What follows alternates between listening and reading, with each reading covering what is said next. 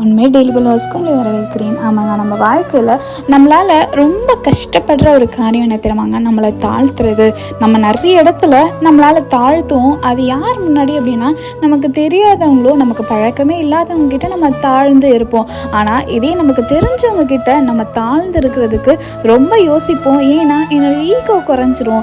அவங்களே என்னை மதிக்காதப்ப நான் ஏன் அவங்களுக்கு கீழே அடங்கி போகணும்? அவங்களே என்கிட்ட பேசாதப்ப நான் ஏன் போய் பேசணும்? அவங்க எனக்கு இந்த காரியத்தை செஞ்சாங்க, நான் ஏன் அவங்க கிட்ட கீழே தாழ்ந்து போகணும் அப்படின்னு எந்த அவசியமும் கிடையாது. வசனம் சொல்லப்படுது மத்தேயு 23:12, உயர்த்துகிறவன் தாழ்த்தப்படுவான், தன்னை தாழ்த்துகிறவன் உயர்த்தப்படுவான். ஆமாங்க, நம்ம வாழ்க்கையில நம்ம எப்ப தாழ்ந்து போறோமோ அப்பதான் நம்ம வாழ்க்கையில உயர்வு வரும். உங்க வாழ்க்கையில நிறைய உயர்வுக்காக நம்ம காத்துட்டு இருக்கோம். அந்த உயர்வு வரணும் அப்படின்னா ஆண்டவர் நம்மளை தாழ்மையை கொண்டு போறாருன்னு அர்த்தம். தாழ்மையை கத்து கொடுக்குறாருன்னு அர்த்தம். நான் ஆண்டவர் இந்த உலகத்துல வாழும் போது அவர் தாழ்மையில தான் இருந்தாரு. அதான் கடவுள் அப்படின்னு சொல்லி எந்த இடத்துலயும் அவரை பத்தி அவர் உயர்ந்து பேசினது கிடையாது. நாமளும் இயேசுவை போல வாழ்வோம். நீங்கள் ஆசீர்வதிக்கப்பட்டவர்கள், தேவன் உங்களை ஆசீர்வதிப்பாராக.